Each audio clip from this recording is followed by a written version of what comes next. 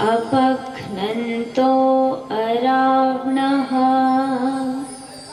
अपघ्नन्तो अरावणः। ॐ शान्तिः शान्तिः शान्तिः। इस कार्यक्रम में उपस्थित जो जयपुर की पावन धरा से पधारे हैं आदरणीय अंतर्राष्ट्रीय क्रांतिकारी संत, हम सभी के लिए श्रद्धा व सम्मान के योग्य पूज्य स्वामी सच्चिदानंद जी महाराज, और जिनके बहुत ही ओजस्वी वक्तव्य और भजनों को आप सबने श्रवण किया पिछले 2 सत्रों में, ऐसे ख्याति प्राप्त भजनोपदेशक आदरणीय नरदेव भ्राता जी, मंच पर उपस्थित आज के कार्यक्रम के अध्यक्ष आदरणीय रामबीर गुरु जी, इस कार्यक्रम को संचालित कर रहे हैं प्रातः काल से ही आर्य जगत के बहुत ही उच्च कोटि के विद्वान कर्मकांड के मर्मज्ञ आदरणीय आचार्य जीवन शास्त्री जी। मुझे इस विद्यालय में बुलाने वाले बहुत ही सरल स्वभाव के और व्यक्तित्व के धनी और इस जिले के पतंजलि योग समिति के अध्यक्ष आदरणीय दयाशंकर आर्य पिताजी, यहाँ उपस्थित इस आदर्श विद्यालय के प्रधानाचार्य जी, उनकी समस्त सम्मानित कार्यकारिणी, अध्यापक और अध्यापिका बहनें, मातृशक्ति, मेरे समक्ष उपस्थित देश के भविष्य प्यारे बच्चों, आज हम मध्याह्न काल में चर्चा सुन रहे थे और हमने बहुत सारी चर्चाओं के मध्य में यह सुना कि हमारा देश कैसा था, हमारे देश का गौरव क्या था और आज हम कहाँ पर हैं। देखिए, मनु महाराज ने भी एक बहुत सुंदर घोषणा की थी और ये कहा था कि एतत् देश प्रसूतस्य शकाशादग्र जन्मनः सोम सोम चरित्रम शिक्षेरन् पृथिव्याम सर्वमानवः। अर्थात अगर आप चरित्र की शिक्षा पाना चाहते हो, आचार की शिक्षा पाना चाहते हो, तो इस संपूर्ण संसार में मेरे गुरुओं के चरणों में आकर के बैठो। अगर आत्मज्ञान की कहीं पर शिक्षा है तो वो मेरे गुरुओं के चरणों में है। और आज भी देखेंगे तो भौतिक दृष्टि से कोई देश कितना भी आगे निकल गया हो, विकसित हो गया हो, किसी ने कितने भी परमाणु बम बना लिए हो, टेक्नोलॉजी किसी ने कितनी भी अपनी विकसित कर ली हो, और कोई चंद्रमा पे पहुंच गया, किसी ने मंगल को छू लिया, लेकिन आज भी दुनिया के लोग अगर विश्व गुरु की दृष्टि से किसी देश को देखते हैं तो वो केवल भारतवर्ष है कि लोग आज भी हमें विश्व गुरु मानते हैं। मेरी कुछ बात समझ में आ रही है बच्चों? देखिए, यहाँ सब जो लोग बैठे हैं ना, ये सब सुने सुनाए लोग हैं, ठीक है। ये कार्यक्रम आपके लिए ही आयोजित किया गया है। किसके लिए? हाँ, तो आपको बहुत ध्यान से सुनना है। तो आज भी बच्चों, हमारे देश को लोग क्या है, विश्व गुरु के रूप में देखते हैं कि गुरुओं का भी जो गुरु है, जो विश्व गुरु है, वो कौन है? हमारा भारतवर्ष है। और इस देश की संस्कृति इतनी महान थी, इसकी सभ्यता इतनी महान थी कि आप अगर इतिहासकारों को पढ़ेंगे तो आपको पता लगेगा, ऐसे ही हमें सोने की चिड़िया नहीं कहते थे। जितने भी लोगों ने यहाँ पर आक्रमण किया, जितने भी लोग, चाहे अंग्रेज आए चाहे मुगल आए, उनकी दृष्टि इस देश की धन संपदा और भौतिक संपत्ति पे थी, और उनके ले जाने के बाद भी यहाँ की समृद्धि खत्म नहीं हुई, क्योंकि मेरे देश की मिट्टी में क्या है? मेरे देश की मिट्टी ही सोना है। मेरे देश की मिट्टी में ही वो तत्व है जो सुख समृद्धि को जन्म देती है। और इतना ही नहीं, मेरे देश की इस भूमि में, इस मिट्टी में वो तप, त्याग और शौर्य है कि यहाँ पर समय समय पर हमें पथ प्रदर्शित करने वाले, कभी राजा राम, कभी कृष्ण, कभी कोई महापुरुष, कभी कोई दयानंद, कभी कोई भगत सिंह, कभी कोई चंद्रशेखर आजाद, और नहीं तो हमें पथ दर्शक बनने के लिए, हमें पथ दिखाने के लिए आज के समय में भी कोई योगी मोदी जैसे पुरुष पैदा होते रहते हैं, जन्म लेते रहते हैं। लेकिन हमारा गौरव कैसे था? हमें लोग ऐसे विश्व गुरु की तरह कैसे देखते थे? विश्व गुरु की तरह हमारी लोगों पर जो दृष्टि थी, क्यों थी? क्योंकि हमारी संस्कृति बहुत महान थी। हमारा रहन सहन, हमारा व्यक्तित्व, हमारा भोजन, हमारा खान पान, हमारी वेशभूषा और हमारे जो दैनिक व्यवहार था वो इतना धर्मानुसार था, वेदों के अनुकूल था, इसलिए संसार के लोग हमें अपने आदर्श के रूप में मानते थे। लेकिन आज अगर हम अपनी स्थिति को देखें, और देखिए यहाँ पे ना आप बहुत बात कर रहे हैं, ऐसे में कोई वक्ता बोलेगा भी नहीं। आप जितनी बातें कर रहे हैं ना, आप किसी भी ऐसे नेता को बुला लीजिए जिसको बहुत भीड़ पसंद हो, वो व्यक्ति भी बात नहीं करेगा। आप बिल्कुल भी आपस में बात मत करिए, क्योंकि मुझे बोलने का इतना शौक नहीं है कि आप बात करते रहें और मैं भी यहाँ बोलती रहूं। आप शांत रहेंगे, मैं तभी बात करूंगी। तो इस देश का इतना गौरव था, किंतु आज अगर हम अपनी वस्तु स्थिति को देखें और समझें वर्तमान को, तो हमें समझ में आता है। किसी ने काल्पनिक रूप में भारत माता से पूछा कि माँ बता तेरी स्थिति क्या है, तो एक बड़े ही सुंदर माँ ने जवाब दिया और कहा, काल्पनिक है बात को समझने का प्रयास करना कि मेरे सर पर फंदे लटके हुए हैं, मेरे गले पर तलवार रखी हुई है। ओ विदेशी तू मुझसे मेरा परिचय न पूछ, मैं वो माँ हूँ जिसके बेटे दर दर भटक रहे हैं। अर्थात जिस देश में इतनी विद्या, 4 वेद, 6 दर्शन, इतने उपनिषद, इतनी श्रुतियाँ स्मृतियाँ हों, उस देश के लोग जब जाकर के चर्च पर, पीर पर, मजार पर और इन मंदिरों में टुकड़ों पर अपने सर फोड़ते हों, तो इससे ज़्यादा विनाश किसी देश का और नहीं हो सकता। आज हम देखते हैं प्रायः कथा के नाम पर देख लो, प्रवचन के नाम पर देख लो, आप टीवी को खोल लो और वहाँ पर जितने भी धर्म से संबंधित चैनल हैं आप उनको देख लो, तो वहाँ पर एक ही प्रकार की बातें बताई जा रही हैं। या तो कोई भागवत कथा कर रहा है या कोई शिव पुराण कथा कर रहा है, लेकिन वहाँ पर किसी भी प्रकार की कोई सत्यता नहीं है। बस पुस्तक में लेखक जो लिख करके चले गए हैं उन बातों को पढ़ दिया जा रहा है। लेकिन हमारी ये संस्कृति नहीं है, ये हमारा गौरव नहीं है। आज हम बहुत ही, मैं अगर आपसे चर्चा करूं और ये आपस में अगर आप बात ना करें तो आप समझेंगे कि आज हमारे देश में एक कथा चलती है जिसको हम सब क्या बोलते हैं, भागवत कथा। और उस कथा में अनेक प्रकार की बातें बताई जाती हैं, क्योंकि हमारे देश के लोगों को अपना वो पुराना गौरव नहीं पता, हमारी माताओं को वो अपना गौरव नहीं पता कि हमारे देश में ऐसी ऐसी माताएं हुई, ऐसी ऐसी विदुषियाँ हुई, ऐसी ऐसी वीरांगनाएं हुई कि शास्त्रार्थ कह दो, युद्ध भूमि कह दो, कहीं पर भी कोई उनको परास्त नहीं कर सकता था।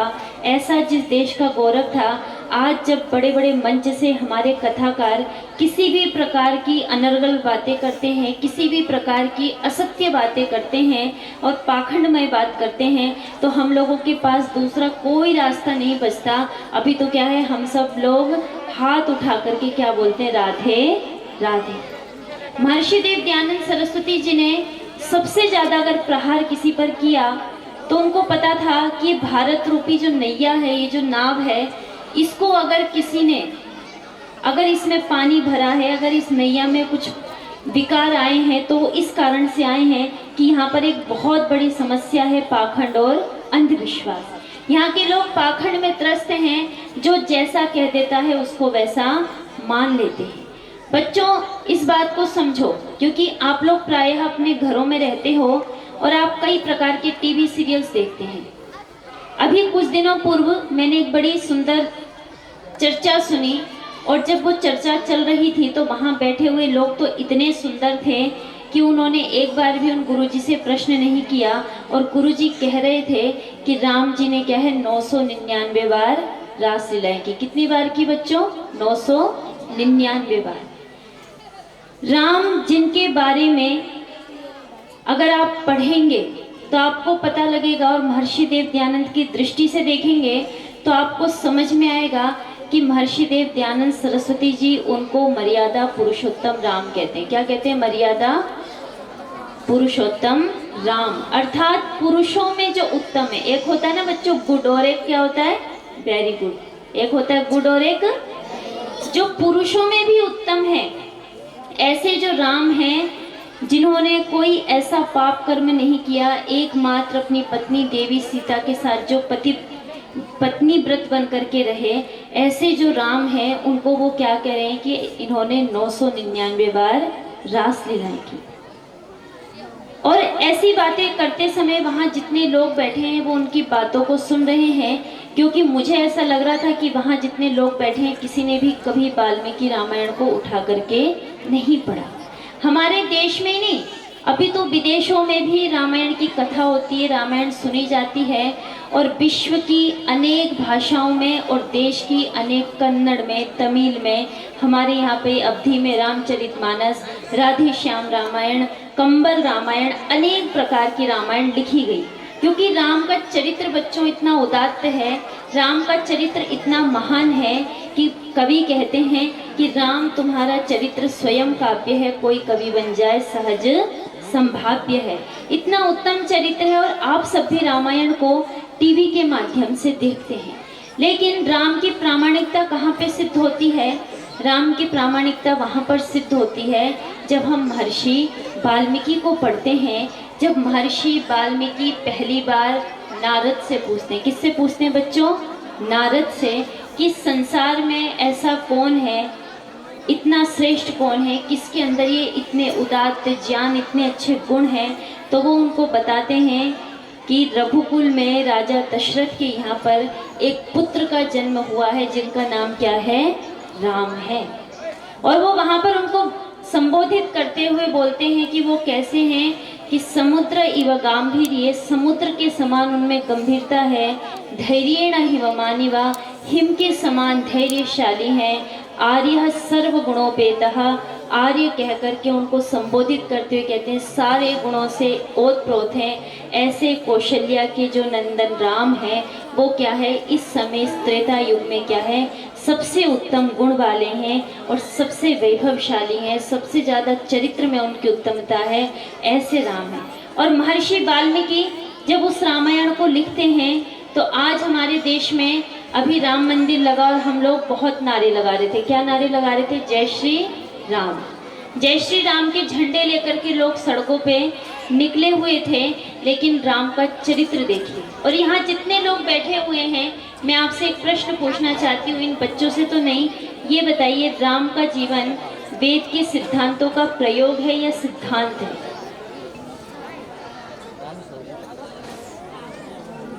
शायद आपको पता ना हो, आप सुनेंगे तो आपको समझ में आएगा कि हमारे जितने भी महापुरुष हैं इनका जीवन जो है वो वेद के सिद्धांतों का प्रयोग है।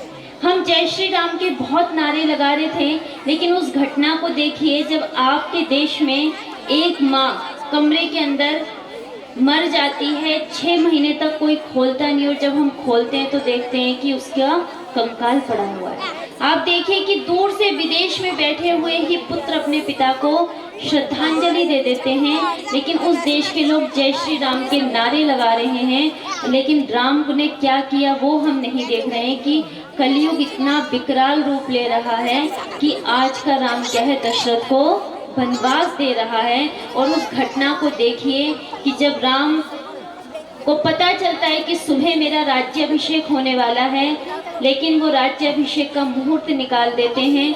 और आज ये जितने लोग बैठे हुए हैं जो बड़ी बड़ी कुंडली बनाते हैं, शुभ मुहूर्त बताते हैं, इस मुहूर्त में काम नहीं करोगे तो ये कार्य तुम्हारा विफल हो जाएगा, अशुभ मुहूर्त है। जो इतने बड़े बड़े मुहूर्तों की गणना करने वाले आज ये जो हमारे बैठे हुए लोग हैं, इनको पता होना चाहिए कि राम के लिए भी प्रातः काल का राज्याभिषेक का मुहूर्त महर्षि वशिष्ठ के द्वारा तय किया गया।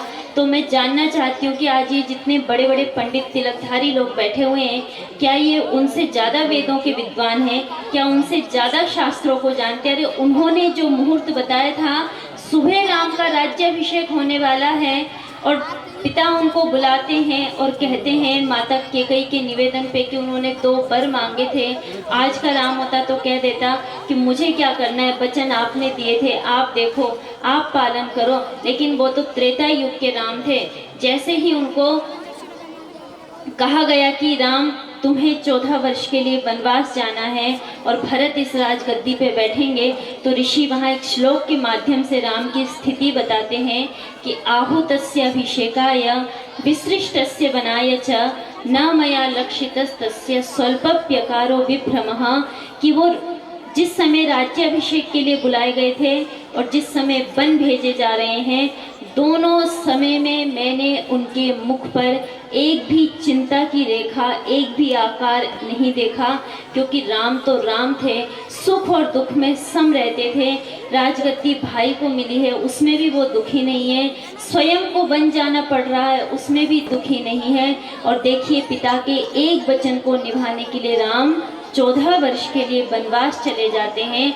लेकिन जय श्री राम के नारे लगाने वाले इस देश में कई कथाकार ऐसे अनर्गल प्रलाप करते हैं कि वो रासलीलाएं करते थे, तो कहीं कुछ लोग जो उनके नारे लगा रहे हैं वो उनके जीवन को नहीं देखते कि उनका जीवन क्या था, उनके जीवन पर नहीं चलते। आज इस देश में वृद्धाश्रम इतने खुले हुए हैं और जितने लोग वृद्धाश्रमों में बैठे हुए हैं वो किसी सामान्य परिवार के बच्चे नहीं हैं। किसी का बेटा विदेश में सेटल्ड है, कोई इंजीनियर है, कोई सरकारी गवर्नमेंट जॉब में है, कोई कहीं किसी कंपनी के मल्टीनेशनल बड़े पद पर कार्यरत है, और उनके माता पिता आज क्या है, ओल्ड होम में रह रहे हैं, वहाँ पे अपना जीवन बिता रहे हैं। तो जिस देश में हम इतने बड़े बड़े राम के नारे लगाते हैं और राम के नाम पर इतना बड़ा भव्य मंदिर बना, वहाँ के लोगों को राम के जीवन से इतनी शिक्षा तो लेनी चाहिए कि पहली बात तो राम अपने माता पिता के वचनों पर चलने वाले थे, क्योंकि उनका जीवन वेद के सिद्धांतों का प्रयोग था।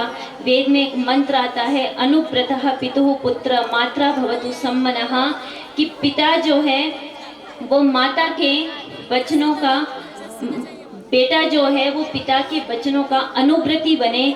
वचन दशरथ ने दिया था लेकिन राम उसके पीछे चले। राम का जीवन तो वेद के सिद्धांतों का वो प्रयोग है कि माँ भ्राता भ्रातरम द्विषन्, कि भाई भाई से द्वेष ना करें। अरे राजगद्दी ठुकरा करके वो भरत के लिए चले गए, और जब उन्होंने देखा भरत मिलने के लिए आ रहा है और लक्ष्मण ने कहा कौन, पूछा राम ने कौन आ रहा है, कि कैकेयी का पुत्र आ रहा है, तो उन्होंने कहा नहीं, भाई से द्वेष मत करो, ये भरत क्या है, अपना भाई है। और जब वहाँ पे हम भरत मिलाप को पढ़ते हैं तो दोनों इतनी देर तक गले लग करके दोनों ने अश्रु बहाए। ये राम का जीवन था। जिस देश में लोग इतनी बड़ी बड़ी कथाएं करते हैं और कृष्ण के नाम पर अनेक बातें बताते हैं, मैं उनसे निवेदन करना चाहूँगी कि अगर आपको पढ़ना है तो भागवत के कृष्ण को मत पढ़ो, अगर पढ़ना है तो महाभारत के कृष्ण को पढ़ो।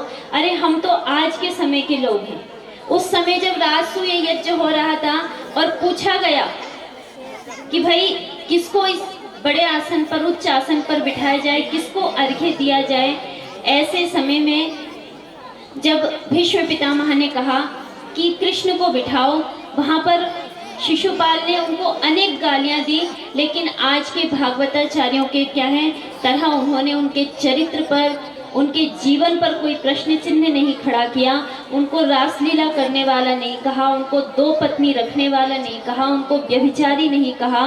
और वहाँ पर एक श्लोक आता है कि वेद वेदांग विज्ञानम बलम चाप्याधिकम तथा नृणाम लोके ही कोन्योस्ति विशिष्ट केशवाद्रिते, कि संपूर्ण संसार में वेद और वेदांग को जानने वाला और इस संसार में इतना उत्तम कोई नहीं है जो युद्ध विद्या को भी जानता हो। ऐसे कृष्ण को इस अर्घ्य के लिए बिठाइए। लेकिन आज बड़े बड़े मंचों से हम क्या सुनते हैं, माखन चोर थे। बच्चों हम क्या सुनते हैं कृष्ण के बारे में, माखन चोर। क्या करते थे, रासलीलाएं करते थे। क्या करते थे, आपने भी यही सुना होगा कि गोपियों के वस्त्र उठाते थे। नहीं, हमारे जो भगवान श्री कृष्ण थे वो योगीराज थे। क्या थे बच्चों, योगीराज। उनको इधर देखो मुझे, उनको योग की अनेक सिद्धियां प्राप्त थी। ना तो वो माखन चुराते थे, ना ही वो किसी के वस्त्र उठाते थे, अभी तो उनको योग की अनेक सिद्धियां प्राप्त थी। अच्छा, आपके घर में गाय भैंस वगैरह है तो आप किसी के घर दूध चुराने जाते हो क्या, नहीं जाते ना। कृष्ण को नंदन कहा जाता था। क्या कहा जाता था? उनके पास कितनी गाय थी? 9 लाख। कितनी? अच्छा, तुम्हारे घर में तो 2 है, तुम किसी के घर में दूध चुराने नहीं जाते हो। जिस व्यक्ति के पास 9 लाख गाय थी, क्या वो किसी के यहाँ मक्खन चुराने जाएगा? नहीं। तो आज से कृष्ण को आप माखन चोर बोलोगे? रासलीला करने वाला बोलोगे? बोलोगे? क्यों? कृष्ण ने कोई रासलीला नहीं की। अभी मैंने आपको बताया ना, वो तो योगी राज थे। कैसे थे? बात को हंसना नहीं है बेटा, समझने का प्रयत्न करना है। कैसे थे वो? योगी राज। उनको योग की अनेक संसिद्धियां प्राप्त थी। वो रणछोड़ नहीं थे। रणछोड़ तो एक विद्या होती है जिसका प्रयोग हमारे महाराणा प्रताप ने भी किया, छत्रपति शिवाजी ने भी किया। अनेक हमारे ऐसे लोग थे जिन्होंने क्या है इसका प्रयोग किया। तो अगर हम अपनी संस्कृति को बचाना चाहते हैं तो सबसे पहले हमें अपने पूर्वजों का गौरव बचाना पड़ेगा, अपने उस इतिहास को याद करना पड़ेगा जहाँ पर लोग भारत को विश्व गुरु की तरह देखते थे। लेकिन अगर हम स्वयं मंचों पर बैठ कर के और राधे राधे करके, ये राधा नाम का प्रकरण, जबकि कृष्ण की एकमात्र पत्नी थी जिनका नाम क्या था? रुक्मणी था। बाद में हमारे महापुरुषों को बदनाम करने के लिए मुगल काल में उन्होंने क्या है ये राधा शब्द जोड़ दिया। आप बताइए, जिस देश के लोग मंच पर बैठ कर के अपने ही महापुरुषों के लिए, कभी शिव जी के लिए, कभी राम के लिए, कभी किसी देवी के लिए अनेक प्रकार के ऐसे प्रलाप करते हो जिनमें असत्यता हो, जिनका कोई तार्किक प्रमाण न हो, उस देश को क्या है कोई विश्व गुरु की आंख से कैसे देखेगा? इसलिए सबसे ज़्यादा जरूरी है बच्चों कि जो जैसा है उसको वैसा मानना, अपने शास्त्रों को पढ़ना। अगर हमें राम को पढ़ना है तो महर्षि वाल्मीकि के शब्दों में पढ़ें, कृष्ण को पढ़ना है तो भागवत से नहीं महाभारत से पढ़ें। महाभारत के कृष्ण को देखें जहाँ पर महर्षि वेदव्यास कह रहे हैं यत्र योगेश्वर कृष्ण यत्र पार्थो धनुर्धरः, अर्थात योगेश्वर कृष्ण है जो योगीराज हैं और पार्थ धनुर्धर हैं। ज्ञान और पुरुषार्थ जहाँ पर है वहीं पर विजय प्राप्त होती है। ऐसे अनेक संसिद्धियों को जानने वाले योगीराज श्री कृष्ण को हमें देखना चाहिए, ना कि जो इस प्रकार के बहुत सारे टीवी सीरियल चलते हैं राधा नाम से। और मैंने देखे कृष्ण की अनेक बाल लीलाओं को दिखाया जाता है। ये एक प्रकार का आपको वैचारिक रूप से गुलाम बनाने का एक प्रकार का ये तरीका है। एक कहानी बताती हूँ आपको छोटी सी, कि एक बार एक पक्षी जो था वो ऐसे ही बैठा हुआ था और एक भैंस वहाँ से गुजरती है और उसके ऊपर गोबर कर देती है। वो पक्षी गोबर की उसमें दब जाता है। उधर से एक बिल्ली आती है, वो उस पक्षी को निकालती है। उसको ऐसा लगता है बिल्ली को कि पक्षी को ऐसा लगता है कि ये मेरे को धो रही है, साफ कर रही है, मेरी रक्षा कर रही है, लेकिन नहीं, वो उसको धोने के बाद क्या है उसको खा जाती है। इसी प्रकार समाज में कुछ ऐसे लोग रहते हैं, जब आप उनके मुख से अपनी संस्कृति को गलत सुनेंगे आपको बहुत अच्छा लगेगा, आप सर उठा करके बहुत नाचेंगे, बहुत राधे राधे करेंगे, लेकिन आपको नहीं पता होगा कि वो इस प्रकार सामने। इसलिए अपने शास्त्रों को पढ़िए, जानिए, सत्यता को देखिए पीछे क्या है, वो मत देखिए कि क्या दिखाया जा रहा है, उसको देखने का प्रयत्न कीजिए जो आपको नहीं दिखाया जा रहा है। इसलिए आज से प्रण करिए कि अगर हमें अपनी संस्कृति को बचाना है, अगर हमें अपनी सभ्यता को बचाना है, तो पहले तो हमें अपने शास्त्रों को पढ़ना पड़ेगा, विद्वानों की संगति में बैठना पड़ेगा, उनसे जानना पड़ेगा कि क्या सत्य है क्या असत्य है। तभी जाकर के क्या है ऋषिदेव दयानंद का वो शब्द कि पाखंड और अविद्या और अंधविश्वास अगर दूर हो जाए इस भारतवर्ष से, तभी इस भारतवर्ष को पुनः क्या है हम उसका गौरव लौटा सकते हैं। आप सबने मुझे ध्यानपूर्वक सुना, आप सबका बहुत बहुत धन्यवाद। बहुत बहुत धन्यवाद बहन जी के लिए। बहुत ही सुंदर राम से जोड़ करके बहुत सुंदर चर्चा हमारे बीच में की। बंधुओं, ऐसे महापुरुष इस धरती पर पैदा हुए जिन महापुरुषों का लाखों वर्षों के बाद आज हम नाम नहीं भूलते। ऐसा महापुरुष